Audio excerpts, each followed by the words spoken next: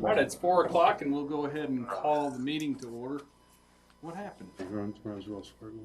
There he is. Right. I hate to get these started without proper representation. So anyway, I call the meeting to order of the City of Kerrville, Texas Economic Improvement Corporation. And first, I'd like for Greg Richards to lead us in invocation. Please bow your heads with me. Lord, thank you for the opportunity to meet and collaboratively decide on just the issues of the city that are entrusted to us. We pray for your guidance as we talk through these, and we just thank you for your son. In Jesus' name we pray. Amen. Amen. Thank you, Greg. All right, item number 1 on the agenda is the Visitor Citizens Forum. Any citizen with business not scheduled on the agenda may speak to the Economic Improvement Corporation. No deliberation or action can be taken on these items because the Open Meetings Act requires an item be posted on an agenda 72 hours before the meeting. Visitors are asked to limit their presentation to 3 minutes. I don't have any cards or forms up here from visitors. Anyone wanting to speak today? All right, I see none. We'll move on to item number 2, which is the approval of the minutes from the May 20th, 2019 meeting. And those minutes are in your packet. And I'll be looking for a motion. I'll make a motion to approve the minutes. Motion to approve. And a second. Any changes or conversation about the minutes? I hear none. So would you please indicate your approval of the minutes with the raising of your right hand? And those minutes are approved unanimously. Item number 3 is the nomination and election of officers. We do that at the first meeting of our year, and that happens to be this meeting. Currently, our officers are President Kenneth Early, Vice President Kent McKinney, Secretary is Cheryl Brown, and Treasurer is Amy Dozier. Secretary and Treasurer are both positions that we hire out, and they are, of course, city staff. One change, this is Cheryl's last meeting. My understanding is that Cheryl is retiring, and so what we will do for that position is nominate, if we so choose, the city secretary's office, and they will designate someone for that role going forward. They haven't quite decided who is going to fill that, so by name it would be next to impossible to give a name, but we do need to at least designate a person in that position. So we'll just use the city secretary office as that person. All right. So at this time, we'll take nominations from the floor for the president and vice president positions. Amy Dozier, of course, has been our treasurer since she's been in that office, and we hire her. So we'll take nominations at this time. All positions or just those first 2? We can do however you want. I'll make a motion to reappoint yourself, President, Kent, Vice President, and Amy, Treasurer. All right. We have a motion. Do we have a second? Yes. Second. We have a motion and a second. Any discussion? I guess I should ask, do we want to continue in this role? We're not asking that question. You didn't ask that question. Nobody asked that question. All right, we have a motion and a second. Any other discussion? All those in favor, raise your right hand. And that motion carries unanimously. So that is Kenneth Early, President, Kent McKinney, Vice President. Secretary will be the City Secretary's office, Treasurer, Amy Dozier. All right.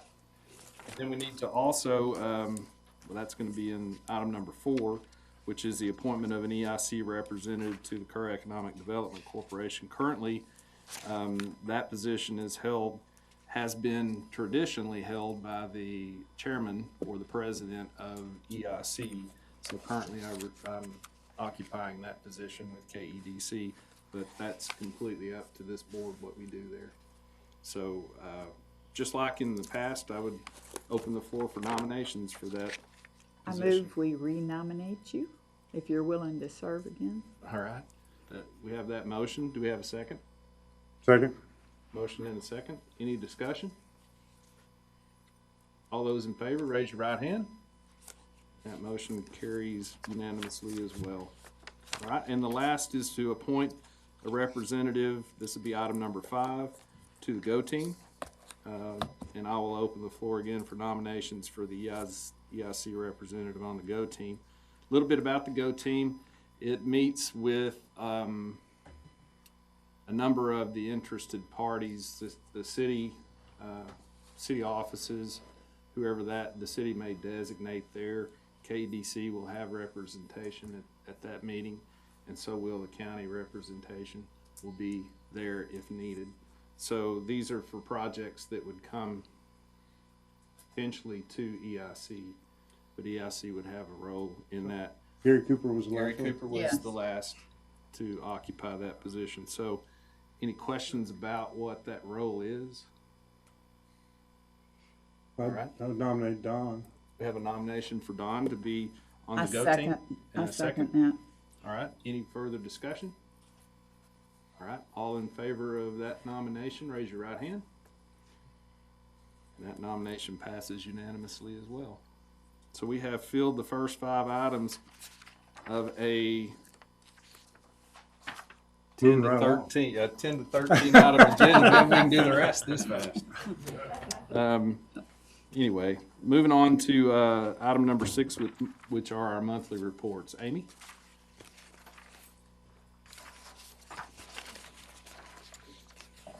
Good afternoon. That was very efficient for me so far. Put it that way. Okay, I am presenting the financial statements for the month ended May 31st, 2019. And I have a little bit of something different for y'all. So I've changed the format of financial statements a little bit, and I think that it improves their readability and their understanding. I put the old format in your packet as well, but I'm gonna go through the new format, and then y'all can give me your input on what you think. So I'm looking at the operating fund statement of activities for the month of May. So sales tax is obviously our largest revenue. Sales tax came in at $299,000. That was a significant decrease compared to the prior year, but it's something that we were expecting because we had 2 large prepayments the month before. So usually we would have, these 2 large payers would have paid in May, but instead they double paid in April. So we were expecting it. So it's better at this point to look at our year-to-date number and not so much that month-to-month variation. So year-to-date, we're up 4.85% compared to the prior year. So that's a very healthy number. We, look at sales tax in detail by payer and by industry, that kind of thing. And we're seeing strong growth in our retail category, which is our largest category, and in food services, which is our second largest category. So both of those are good signs. Interest income is our other source of revenue. It's much smaller, but still, we received a little over $7,000 for the month, and our EIC money is invested entirely in text pool, and with the new EIC board members, we've gone through a little bit about what that means, but basically it's kind of like a money market account, but for municipalities, and we were earning about 2.5% in the month of May, and that money is liquid and available to be used at any time, and there's not any kind of early withdrawal penalty or anything like that with that text pool money. Expenditures, so we are in the operating fund, and this is where things change a little bit. I'll go through the regular expenditures. So the regular expenditures for the month, we had $15,000 in the administrative services fee. So that's what EIC pays to the general fund for us to provide administrative services to the EIC, like finance and project management, legal, that kind of thing. And then we also have debt service. And so debt service, and I'm kind of going through this a little bit more detail than I usually do just for new members to hear all this, but debt service, so the city has debt that EIC has agreed to pay the debt service on, and it's for River Trail and the sports complex, and so that amount is going to be the same each month. So about $93,000 worth of debt service was transferred to the general, or to the city. And then the rest of the balance here is transferred to the project fund. So EIC has 2 funds, the operating fund and the project fund. And there's been some confusion about, which balance is in which fund and how much money is actually available to be spent, that kind of thing. And so the approach that we're taking with these financial statements is to show you in the operating money that is not committed to anything. There's no signed funding agreement or anything like that. It's money that EIC has that could go towards a future project because there's no signed funding agreement. So, as you can see down at the bottom where it says ending cash balance 0, right now EIC doesn't have any extra money that's not committed to anything. EIC does have a large balance, like $3.5 million that we'll get to in just a minute, but EIC has signed funding agreements for that $3.5 million, $3.65 million actually. And as far as cash flow goes, it's, we're not in any kind of difficult cash flow position because this $3.6 million isn't due and payable right now. It's due and payable over a period of time. But anyway, what we're trying to get at here is this operating fund would show you how much is not committed and would be available to spend, and then the project fund will hold all of the committed projects, money that we're saving for that. So if you turn to the second page, you'll see the project fund. You can see the $219,000 transfer in. And if you look at the third column over, the ending cash balance, down at the bottom, you'll see that $3,536,000. So that's how much EIC has in cash, $3.5 million, so a very sizable balance. And then down below, you'll see the committed funding. And so those are the projects remaining that EIC has signed funding agreements for, but we have not actually transferred money to those projects. So that difference, there's $3,650,000 in committed funding compared to $3,536,000 in actual cash balance. So there's a difference of $113,000 there, which just means that EIC needs one more month of sales tax revenue to cover the remaining $113,000. As far as looking forward, we're still looking at like probably $660,000, $670,000 in uncommitted cash by the end of the fiscal year. That doesn't include any discussions today about Arcadia, but just for what we have signed agreements for right now. So, just one clarification. I agree with you, but I disagree with you. Okay. And I disagree with you because some of those funding agreements aren't until the future, yet you're taking the money away today. Right. And we knew that going in, that they would have to fund in separate years because we didn't have the cash flow. So I'd like to see it reflected that way so that it's clear, because I see people that are wanting money sitting out here going, wait a minute, you're at a zero balance, and that is not true. So we're not committed through this current year with a lot of that money. It's committed for the future. Yeah. And So I don't know how to clarify that in Okay. this report. well, one thing that I could do is down on that committed funding section on the second page, and this was something that Mr. Allman had talked about. To the right of those numbers, I could put the approximate month or the year that the funding would actually take place, something like that, to show that okay, this isn't happening until 2020 or something Right. along those lines. Yeah, I think that would make it a little okay. bit clearer for us. Okay, can definitely do that. All right, and then, Well, isn't this kind of like a forecast of, that's a forecast, you're gonna build a forecast, as opposed to a rolling forecast where we would know, to your point, maybe in a Yes. spreadsheet, we would know the date that funding would more Is than likely committed occur. to be paid. So, and are y'all interested in seeing it actually down to the month or to the fiscal year? What do you well, think? I think when we're building funding agreements, whoever's requesting money needs to know that the money's not gonna be available to them until X date. Okay, And so I think that's part of what we need to start considering, is when could we actually fund that? We Okay. don't wanna overcommit and get to the point where there absolutely is no money left. And Well, so and that's kind of maybe, where we're. Quarterly is plenty good. That'd Yeah, give you- quarterly Quarterly. probably. Quarterly Okay. would be a better, easier way to, instead of trying to look at 12 months structure, a Okay. spreadsheet, I'd rather see well, quarterly. and maybe we do this, so we have these two financial statements that are basically like income statements for these funds, and then we just add a third one that is a quarterly cash flow forecast going out I like through that. That the would be end of good. 21 or something That like would that. be good. Okay. Okay. All right, so for clarification,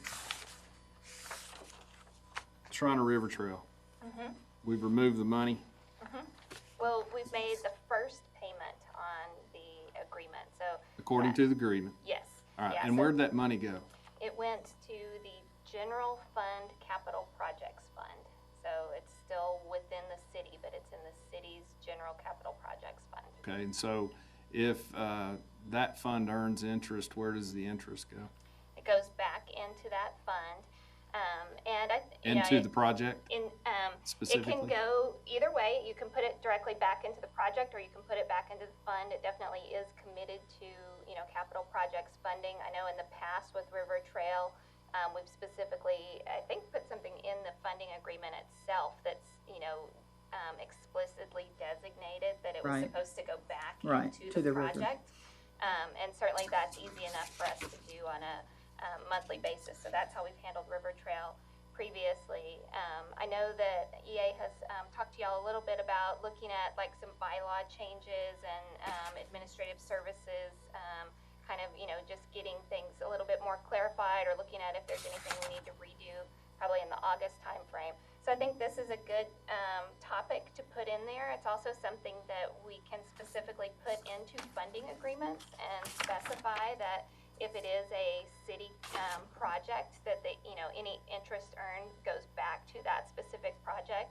And it does kind of go both ways. On the Legion Lift side, for example, there's $1 million funded this year and $1 million funded in 20, but actually we'll pay that entire $2 million out in 19.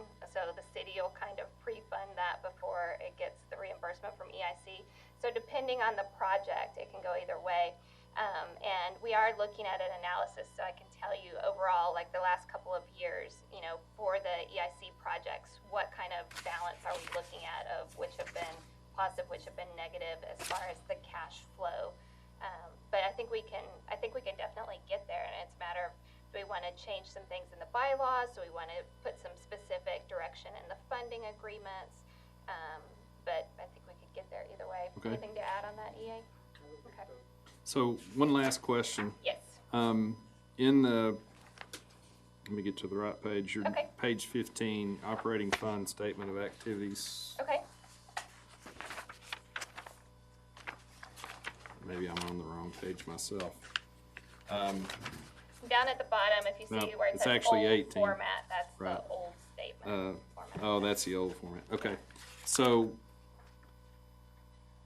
ending cash on page 15 is 0. Are our set-asides part of that outflow? So the set-asides would be part of that $3.5 million that's in the project fund. And certainly set-asides are something that that we should talk about, especially as part of the budget discussion that we'll get to in a minute. But does it make sense to have set-asides if you have signed funding agreements that you haven't designated that money for? Or should we have set-asides at all? Or if we do have them, should they only be for, extra cash that's not already committed to a signed funding agreement? So hypothetically, Mhm. on page 15 where it says 0, ending cash balance, take the set-asides out, what does that number go to? And it may help you to look at, and I don't have your page Page numbers. 20. Page The 20. old format, project analysis. And so the 219 went into the committed project total? And so Right. is it split somehow? Right, and so that's where we need to, I think, have the discussion is, do you want to have set-asides if you know you have commitments in excess of your cash balance? Or do you want to say we need to fund our commitments first, and then after we've funded our existing signed commitments, then have, set-asides that build up, or then have just a bottom line number in the operating fund that okay, this isn't committed to any kind of signed agreement. So yeah, I'm interested in your opinion on what makes the most sense to you. I was thinking that it would make the most sense to say, okay, let's look at the operating fund balance, and the cash balance in that operating fund. And if we have $600,000 in that operating fund, that means that $600,000 is not allocated to any signed funding agreement. And then if it's in the project fund, that would mean, okay, this is committed funding that we actually have a signed agreement for. So this is all mind games anyway. It is. And so we pretty much spend our set asides so far. That's That's what the you're way- saying. that's That's the really way what I you're see it, saying. yes. Yeah. And I can agree with that. And we've really not been set. I mean, the set asides have not been working. I don't think how anybody intended for them to work. No. And so the question is, like you say, do we need set asides? And I would like to see us do something and agree to something that may not, we'll have to build it up from now, but to say we do want some dry powder at some point in time, if something comes along, that we're not up to our eyeballs all the time, because something big might come and then we wouldn't be. Right. And so now how big? Oh boy. However big that amount set aside would be, I'm very authoritative. I mean, I don't care. I'm not proposing it. God just friended you. So, And you can decide also, and you may be saying this, I just want to clarify, if you are talking about, some savings for a project that may come along, would you want to show that in the operating fund, or would you want to show that in the project fund? I think it makes sense to say, okay, the project fund is going to be committed projects, and then whatever is in the operating fund we know is not committed to any type of signed funding Right. agreement. so I think we could say, okay, these set asides are gone, and we're committed to the things we've already done. Right. And then we could say, well, we'd like to set aside $1 million, or pick a number. I mean, I'm not really proposing one. It's a nice round number, and say we'd like to build that $1 million up over the next Try to kind of keep that 12 as a months, minimum 24 balance. months, And or that, something. that was the original intent. That of was the set original asides. All right, intent. so but we then spent it- all that, and no complaints, but we might want to Start over. try again, and probably not try to say which we're putting it to, because we just don't know. And I think it's been brought up before, is that really when you have a project, sometimes it's 2 or 3 of these all at once, and how you take out of each bucket. That's So right. Yeah, I think one that's one That's bucket right. would be enough, and then we just have something so that we've got more money than we've committed. Mhm. It seems like with 2 pieces of information, we can make an informed decision about something. If you've got money on the operating fund, then that's absolutely not committed, and that's funds in hand. Whereas if you provide the information that kind of gives at least an annual analysis of this is what's committed for future years, theoretically we have the balance of those years left to spend, but that's just not money in hand. Is that a fair?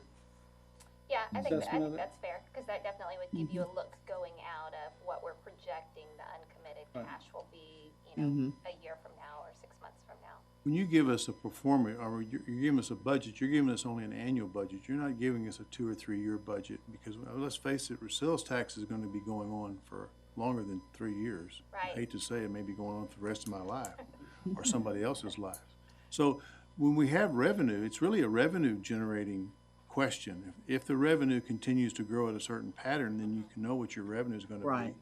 Based on revenue, you can do whatever you know you can do in the future. And That's by revenue, not by projects for me. And that's a good point. When we get to the budget discussion, we do have projected out through 2023, and of course, sales tax. Y'all hear me say this all the time. Sales tax is a volatile revenue source, and you don't know exactly what it's going to come in at. But we tried But to. its gap is do- pretty Yes. narrow. Yeah, but we tried to be conservative with the projections. We're not projecting 10%, growth or anything like that. And then you can kind of get to a number where if okay, our sales tax is about this much, we know administrative, KEDC, and debt service is about this much, then you can get down to a number of around 2.2 million a year that is being generated that can be allocated towards projects. And that's how we should And simplify it that way. I Because agree. your administrative cost is fixed, and Yeah, your debt revenue is service is generally fixed. in a range, and your expense, and then you've got something left over. and I'll add the quarterly cash flow as a third statement next month, and then we'll And then just discuss a little bit combine- more when we get to. And then what? Then just take the set-asides away and call that Yes, and- what'd you, operating fund? What- The there was operating, a- yes, the operating fund will be uncommitted, and the project fund will be committed based on signed funding agreements. Okay, well, this was very helpful. Thanks for your Alright. input. All right. Thank you. Anything else? Questions? Okay, I'll be back to talk to you about the budget. All right. shortly. Thanks, Amy. Wait. All right, item 6B, which is our update on all of our projects that we have going on. EA? Yes, sir. So happy to report on 8 active projects related that DIC is funded in the recent near term that are out there catalyzing economic activity in Kerrville. I'll start with the River Trail extension.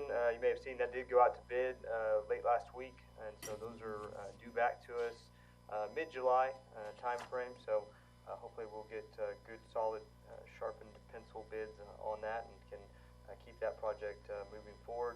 Reuse distribution lines, we are completing the forensic analysis of that, and then Amy and I actually will be traveling up to Austin on Monday related to some disaster recovery funds through Texas Water Development Board. So hopefully able to make some lemonades out of lemons on that, some of the funding components on that one. Tennis center improvements, it seems to rain every other day in Kerrville today, so a little bit of a rain delay there, but we're continuing to make progress where we can. Aquatics feasibility study, as you know, we were going through, found some cracks in the existing pool shell, did some forensic analysis of that. We're able to make some spot repairs, but that is influencing some of the lifespan elements that we're looking at down the road. So our consultant is wrapping up that EIC-funded aquatic feasibility study, so we'll be bringing that back here in the near term. Olympic Drive extension, we are moving forward on the design effort on that. We hope to have that back in the next few months, planning on taking that project to bid in the fall timeframe. Downtown streetscape, we did recently meet with Peter Lewis Architects and are moving those construction documents forward. Again, another project that we hope to be moving forward in construction later this fall. Econo Lodge, Hobby Lobby redevelopment. You may, if you've driven by there, there's a lot of machinery and other things going on that project. They should be pouring a slab hopefully this week, again, weather dependent. We'll see if it continues to rain, but making really good progress. They intend to be open still in that September timeframe. Thompson Road, landing infrastructure, it's our understanding that infrastructure is out to bid. Again, that's the third party that is moving that project forward based off of the economic incentive agreement that you all signed with that developer. So we're hoping that there's good solid bids on that project as well, and we start putting pipe in the ground. Very good. Any questions about anything in particular? Thank you, EA. Sure. All right, item 6C is our monthly update from KERR Economic Development Corporation. Walt? Yeah, good afternoon, everyone. To the new members, welcome aboard. I look forward to working with you all. We've got an exciting year coming up and a lot of good stuff going on. It's been a busy time. It is budget time, and EDC is working with the board and the staff to come up with our budget, which we'll be presenting in our next EIC meeting. But I wanted to give you kind of a preview of where we're thinking in terms of areas of focus. We've identified 5 functional lines of effort that we want to address in this upcoming budget year as far as our objectives are concerned. These include business retention expansion, marketing of Kerrville, human capital pipeline development, driving entrepreneurship, and corporate recruitment.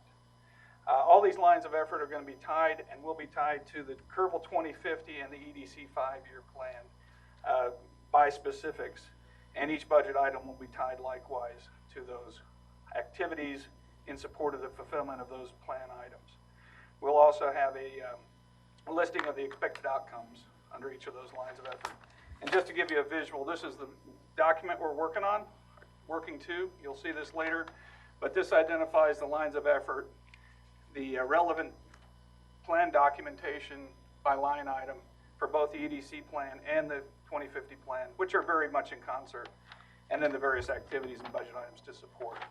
So we're going through a considerable amount of rigor on this, and I think it's important we do so. It's an exciting time, and we have a great team in place, and we look forward to working with you all to get the budget in place, starting with our discussion next month with more details. If we look at corporate recruitment, we're currently tracking 5 primary job opportunities. 2 are in the aerospace, 2 in the telecoms, and 1 is in the construction-related area. These are very interesting, no kidding, primary jobs, and we are, I think, we are definitely adjusting our azimuth on this to focus in on certain producers of certain qualities.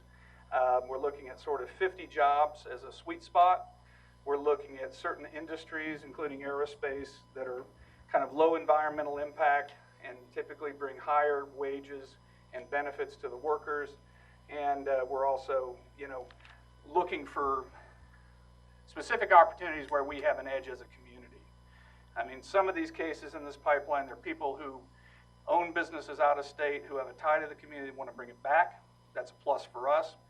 In the case of the meeting I had today, it's a local manufacturer, or out-of-state manufacturer wants to locate manufacturing here because of the proximity of product deployment outside the county, but still in near proximity to Kerrville. So that's sort of what we're looking for. It's an addressable market, and it's one that we're really excited about attacking. In the promotion of our craft agriculture industry, we are continuing to work our marketing efforts around our sister city agreement. The results of the mayoral election in Orvieto are now final, and unfortunately the person we were talking to is no longer mayor, but we have reached out to the new mayor, and this was funny. My wife is working with us because I don't speak English well, but turns out that May 25th the election results came in. However, they were contested, and a recount occurred, so we may have more in common with this community. So we have forwarded relevant documents, we'll continue that. In terms of promoting driving small business and entrepreneurship, we're continuing to have good success with our SCORE program. Over a dozen companies are receiving mentorship through the SCORE organization, and we're mobilizing and deploying a number of educational courses through the same organization through the second half of the year.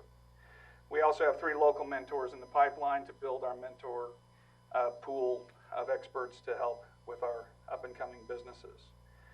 We're continuing to seek, however, volunteers on both. Volunteers to serve as a mentor, but also we're seeking companies that may need some help to establish or to grow. Discussions are continuing with Schreiner University and UT Austin on the Business Incubator project.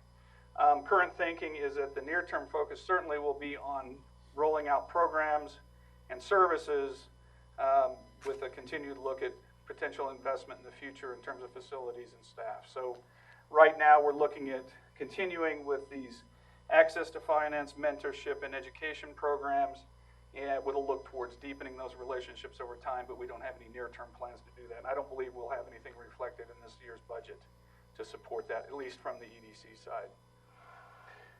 We had a great meeting with the Small Business Administration out of Washington, and they're working on an MOU between ourselves and them to roll out some of the access to finance programs. I've talked to some of you about this already. We will be proceeding with Small Business Administration 101 training, wherein we'll bring the Small Business Administration people in to talk to our local entrepreneurs within the mid-July timeframe. And there's a lot of programs that they have that we're not aware of, and we want to make sure that our local businesses are aware of and can avail themselves of every advantage they have in terms of access to finance. In others, we are looking to roll out our newly revised website in early July. We're right now, the basics of the website are in place. We're populating the data right now, and that we forecast is being done by the next time I talk to y'all. Meetings are currently underway between the KEDC and the city to develop a revised incentive plan and process for the EIC, or for presentation to you all. These will be discussed in a special board meeting, as will the budgetary process on the 25th of June. That's a special EDC board meeting. So we're going to get out ahead of this, ahead of our next board meeting.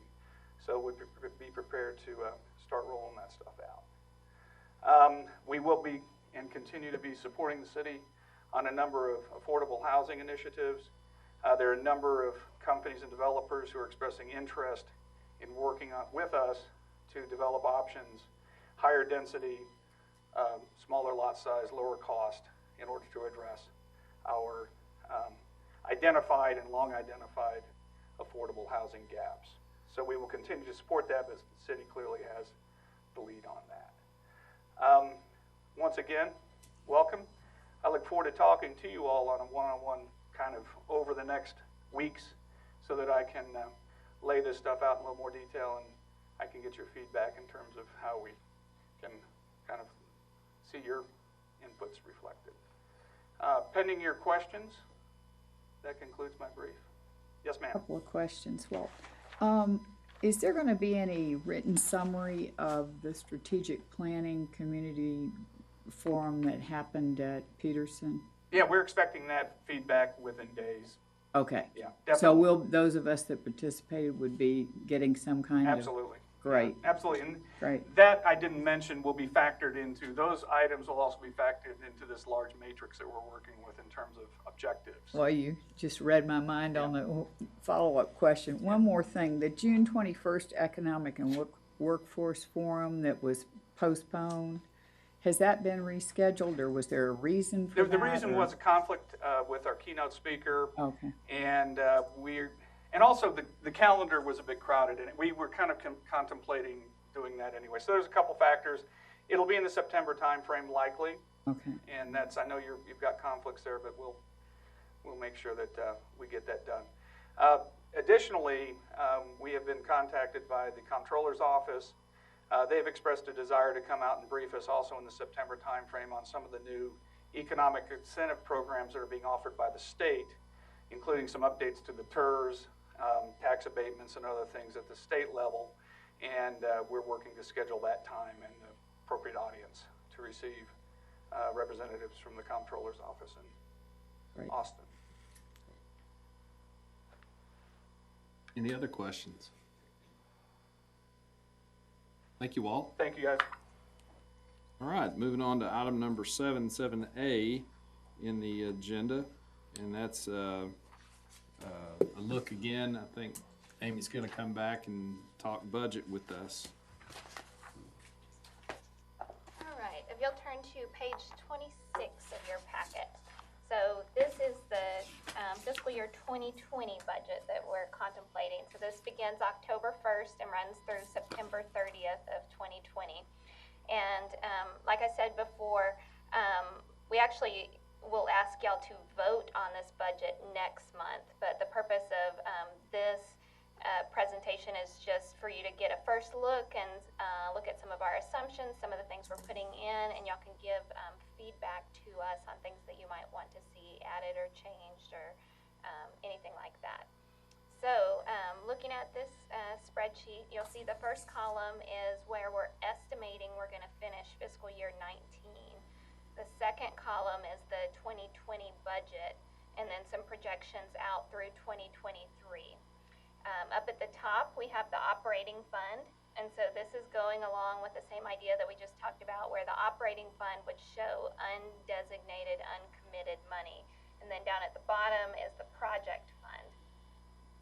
So looking at 19, it looks like we're going to come in a little bit ahead of budget on sales tax, so that's good. We're also coming in ahead of budget on interest and miscellaneous income, so we factored that in to our projections. And you can see down at the ending cash balance, just before that blue line, right now $662,000 is what we're projecting as uncommitted cash at the end of the fiscal year, so in September 2019. And then down at the bottom, you'll see the project fund. And so these are the things that we actually have signed funding agreements for. And some of this gets into the cash flow forecasting that we were just talking about, although this is done on an annual basis instead of a quarterly basis here.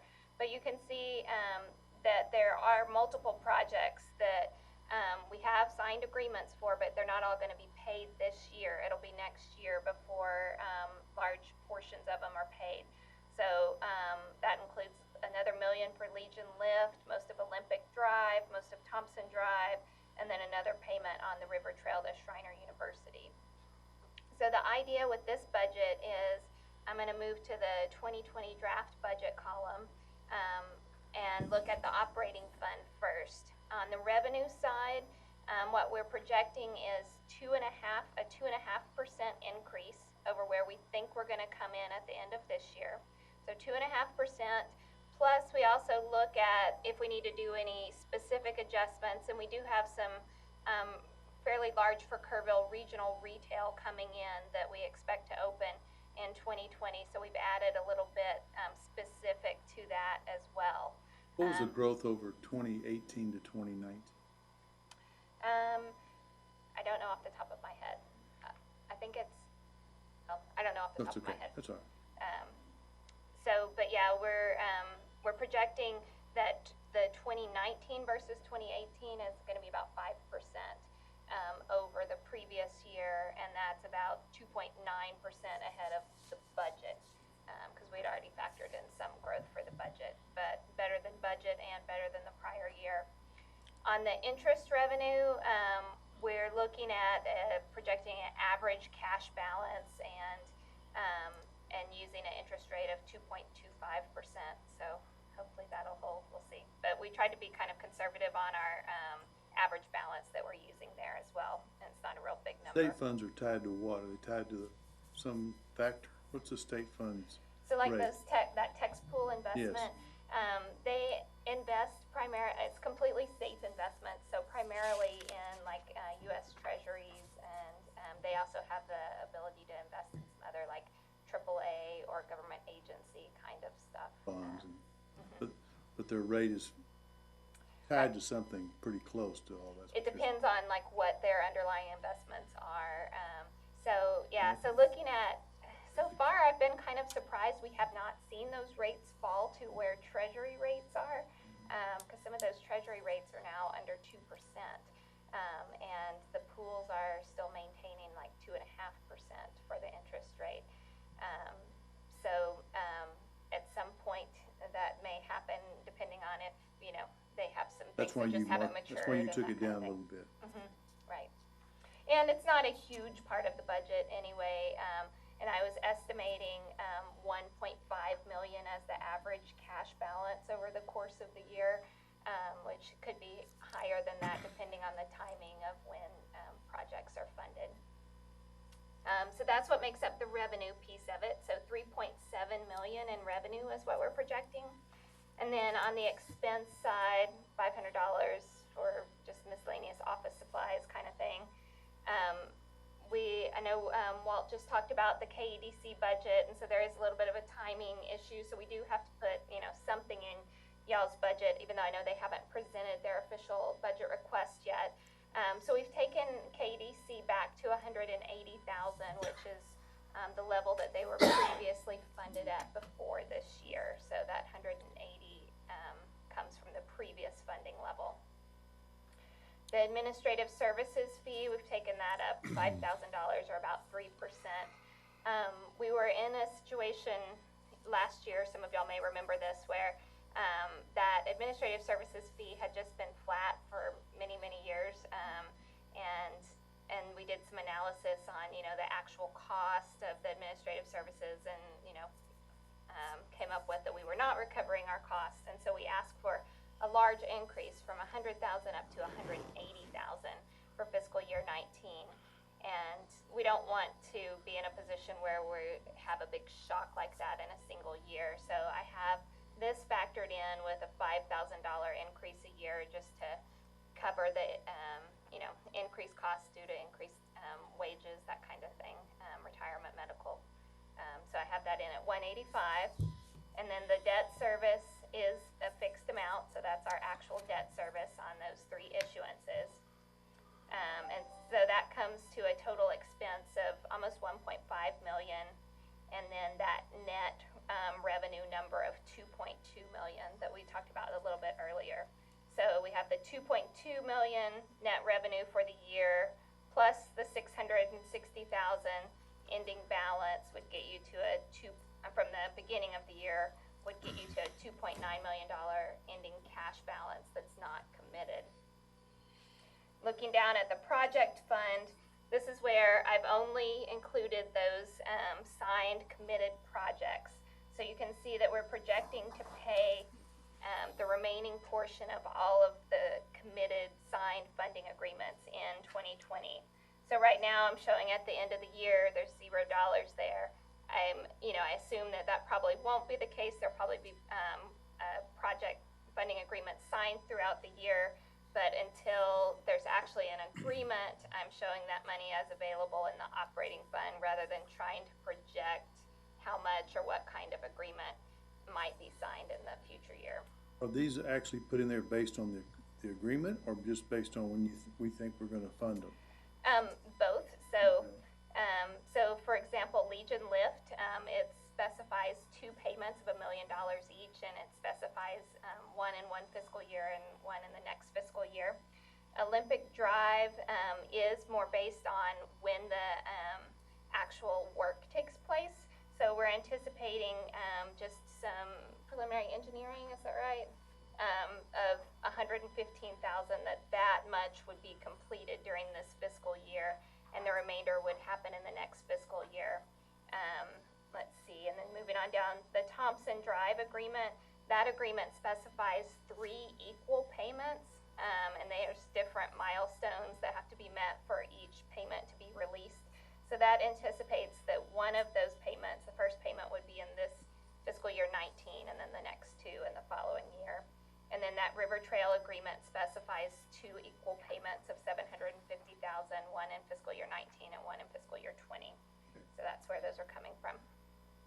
Downtown streetscape. So that was money that came back to us. Correct. That's why it's showing up as a negative project expense. So it came back to us. It reduced the project expenses for the year. Brackets. Yeah. Yeah, I mean, we could show it as a revenue, but I showed it as a negative expense. But either way, the money is Right. coming back Right. and going into the project fund. Right. So as part of our agreement with the city, are you gonna let us overfund? You're deciding when to take the money out and not take the money out, so, He wants overdraft protection. well, I mean, that's part of the argument here is, Right. and it just boils down to this: why did we take the River Trail Shriner University money already when nothing's happened yet? And it put us into a position to where it makes us nervous about the next funding. And why would you guys, as a service to EIC, put us in a position like that, or would you not put us in a position like that? See where I'm coming from? So you're 100% sure that if we agree from this point forward, you're never going to let us be overdrawn. Well, and I Is think that it's part of important. our agreement with you, or is that something we need to? Bylaws question now. Yeah.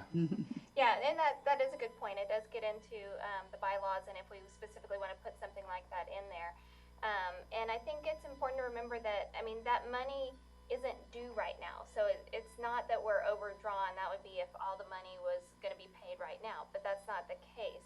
So we have signed funding agreements that are to be paid over a period of time, and we certainly, EIC is certainly not in a position where when those signed funding agreements are going to be paid, that there would be a resulting negative cash balance.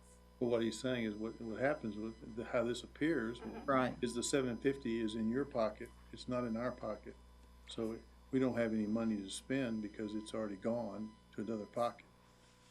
So it's really, Yeah, and if it was still with EIC, if it hadn't been transferred yet, which we have started paying expenses for River Trail, but if we still had it in the EIC project fund, it would still show up as being committed in the EIC project fund, so that money wouldn't show as available to be spent. It would show as committed in that So project just for simplistic reasons, based on this budget, I go down to the bottom of FY20 in the operating fund, and I circle 2.902, and that's how much money I have to spend for the next year. fund. Correct. Right. And is that an accurate way for me to look at it as a board member? Yes. And you're gonna keep us from being overgrown. Unless we have a set aside. Start that again. Please, let's not go down that road. How many pockets you got? To elaborate, we're very careful as we're helping you all develop these funding agreements and looking at the cash flow analysis. And Amy and Mike and I are work very closely to work with the applicants on when that cash flow will be available and structuring it. And typically, you all have some performance standards that you've been putting into those agreements. And so, based off of the timing that we're getting feedback from those applicants, we then match that up sometimes with the cash flow analysis and make sure that all those elements match up. And you'll notice that most of these agreements, unless, with the exception of some of the smaller ones, but most of them have multi-stage funding. It's not all of it funded at one time. It's funded over a period of time. And that certainly does match up with the cash flow availability.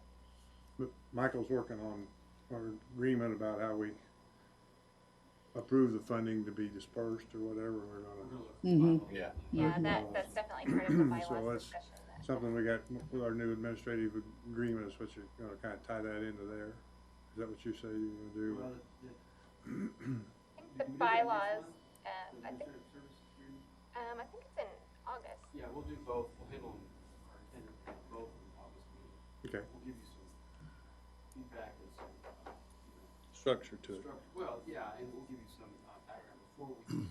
Okay, great. Yeah, but certainly EIC is proactively using their money and y'all are doing so much good in the community and such catalyst kind of projects. But this is different than where EIC has been in previous years as far as, having large uncommitted balances because at this point there is a large balance. There's, $3.5 million, almost $3.6 million in EIC cash sitting there. It's just that there are signed funding agreements as well, so. And there's $3.7 million in cash coming that isn't spent completely. Part of it is, but, Okay. so. Yes, that's- 3.7 that's the million whole in deal. revenues, and some of that's committed Right. to. Look at the yeah, revenue debt side. and, yes. Exactly. Yes, and certainly, we get sales tax every single month, so it's, there's seasonality to sales tax, but it still is a consistent, every month revenue source. It's unlike property tax that all comes, in January or something like that.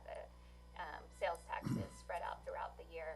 And just as a FYI, you'll probably already know this, but there's a 2-month lag, so if you buy something in June, the sales tax would be received by the city in August. So you pay the retailer in June, the retailer pays the state in July, and then the state pays the city in August. So February is our largest sales tax month because that would be December sales. Very good. Are there any changes that you'd like to suggest or request? Any assumptions that you think need to go in a little bit different direction? I just, a point of clarification. You're dispersing the funds in accordance with the agreement that we signed. You're not arbitrarily deciding the funds. Whatever the agreement says is what you're complying with, unless there's one that says certain documentation has to be provided or whatever. You're following what Yes, we've sir. agreed to in the funding agreement before the funds are dispersed. Yes, we're using the signed funding agreement as the basis of the disbursement, and each signed funding agreement typically has a different disbursement basis as far as number of payments, as far as what criteria must be met before the funds are dispersed, that kind of thing. And we're going specifically by those signed funding agreements. So That's part of that contract compliance component that we provide to the EIC as part of that administrative services contract. Any other questions? all right, thank you very good. much. Thank you. So just for clarification, we will be voting on this at our next meeting, correct? Yes, that is correct. All right, moving on to item number 8, public hearing and possible action. 8A, economic development agreement with Kerrville on the River Incorporated for renovation of the Arcadia Theater at 717 Water Street, Kerrville, Texas. And looking to the secretary, we are gonna open a public hearing.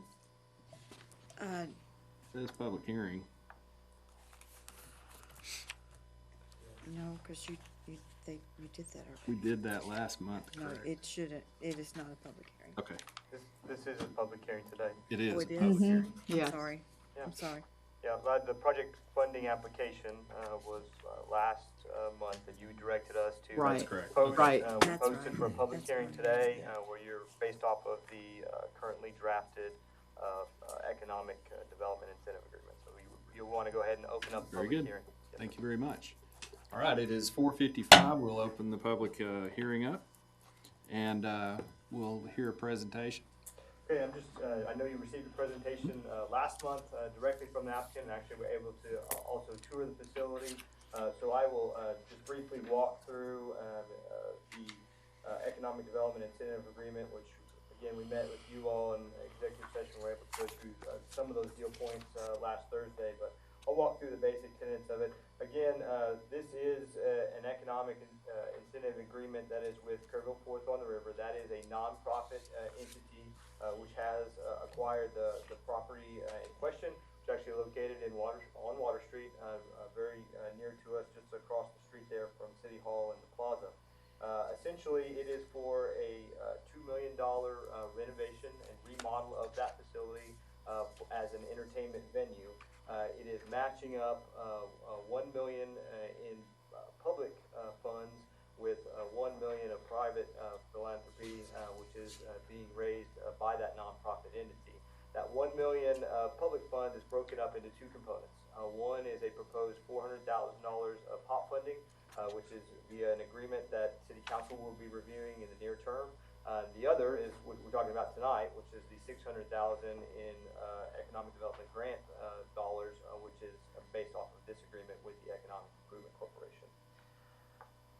The general tenants are that the nonprofit entity desires to renovate that facility. Overall, it's about 0.361 acres of the Arcadia facility. That facility, again, is intended to be an entertainment venue. They're hoping to have it open by July 3rd of 2020. They're hoping to commence construction no later than the beginning of calendar year 2020. There's a number of components that we have added into this, including a deed of trust and a promissory note that would provide for, should the entity go bankrupt or not meet its performance standards, essentially the grant, they would provide remedy for the EIC to be able to get the funding back out of the entity. There's a list of improvements which have been presented to you, which make up the balance of that $2 million, in addition to a 10% contingency that would be required.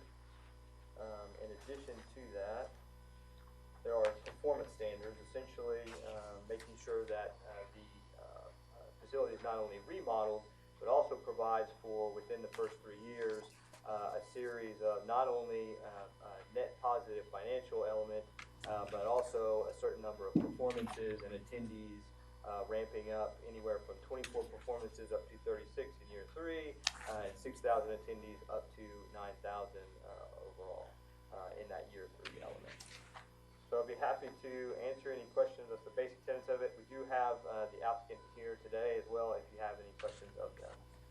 Very good. EA is the nonprofit corporation, does it have its tax exempt designation? That's my understanding, but again, that may be a question for the applicant. Okay. All right.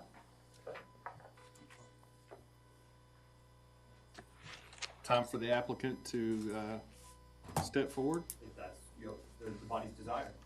Sure. Have a question. And Okay. I sit there too long. Sorry, I didn't stand up straight. Welcome. Thank you. All Thanks right. for having us. Greg? Yeah, so do y'all have your nonprofit We do. exemption? Yes. Have y'all applied for the nonprofit exemption from property taxes yet? No. Have we? Have not. Didn't think so. Is y'all's intent to do so? That's all I got. Any other questions? All right. That was easy. Thank you. All right, at this time, we will take questions from the public. I don't have any cards from anyone that has signed up to ask questions on this agenda item, but you're welcome to take the podium. We would ask that you hold your comments to 3 minutes. Yes.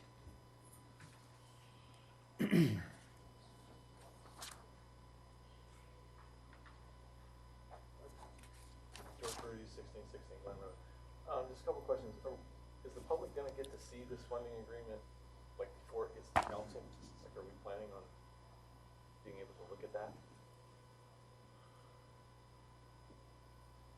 Okay, next question. If, Let me address it. You know, so they had a meeting, special meeting last Thursday. Mhm. It's all gone together. Yeah, and so it went to them today as kind of a draft with red lines, but for sure, if their desire, you know, they approve that tonight, we'll get it cleaned up, do a final review, get it cleaned up, and it'll go into the packet just like any other agreement. okay, so, and is the plan to have council see at their next meeting? If they were to approve it, is that what the plan is? I think that's the timeline. I don't, Yes, that's correct. The earliest the council will see would be the June 25th. Okay, and the other is that you mentioned some, but the clawbacks or whatever is gonna be based on number of shows. Is there a particular reason why, if the city is giving so much to the project, that we didn't take maybe a little more control of the programming in the future, similar to kind of what the Calhoun Theater business model is? Did EIC not have a desire to do that, or was there kind of something with that? I knew of no desire to have any control over any of that. Okay, so the number of shows, to understand, the two big goals of this thing were to revitalize the Arcadia and then to sort of catalyze some downtown development. But it sounds like what we're really doing is creating another sort of event space, and we might get more bang for our buck if there was a little more push to do, instead of number of shows in a year, maybe number of shows in a week, or number of events in a week, because traditionally what you're going to get is you need more foot traffic, more efficient use of foot traffic to develop that downtown. It's going to need to be, in an ideal situation, 24 hours a day, 7 days a week, right? You can't get that, but as close as you can. And what we're getting is better than an empty building, but with the Arcadia being an event space and the Shriner Goods Store being an event space, Shriner Mansion being an event space, we're kind of creating a bunch of event spaces without anything to go to around those events. And so if you could find a way to maybe impose some a little more teeth isn't the right word to the clawback aspect of it, it might get you it might get the city a better return on its investment. Mr. Broody, I don't see those spaces as the same at all. Well, they're not Because identical, this but is going to have shows that will be ticket saled and will bring in people and foot traffic and revenue, right, as but- opposed to just event halls that can be rented by people. Right, So but what he I think just- it's going to be a very different animal. It will be different, but similar in a very big way. What he just described was something like 24 shows a year, up to 36 is the requirement that you're asking for by year 3. That's a far cry from an actual establishment. If there was more of a focus to utilizing the building more fully, then you would get a different result to the downtown. If I'm a restaurant that's downtown and all that's happening in this big space is 36 big events, granted they'd be bigger than a normal event, but 36 of them, I can't justify my rent in my downtown restaurant on 36 nights. And so I'd get more bang for my buck as a taxpayer, restaurant owner, if there was some more focus to a more broad use of that space. If we create more and more of these, we're kind of fighting ourselves. It's not the exact same as what's across the street from it, but it's not the same as an actual retail sort of destination. But anyways, that's all. Thank you. All right. Any other comments from the public? All right, at this time, I will close the public hearing. It is 5:05. Is there any need for us to go into executive session? Did you review the documents at all, or? Yeah, I have one issue I want to address with the document language. Okay. So consultation with attorney, would that be where you Yes. want to go? All right, could I have a motion to move us into executive session under section 551071? I'll move. Second. All those in favor, raise your right hand, and we will move into executive session. It's 5:06. Okay, executive session has ended. We're back into regular session. It's 5:25.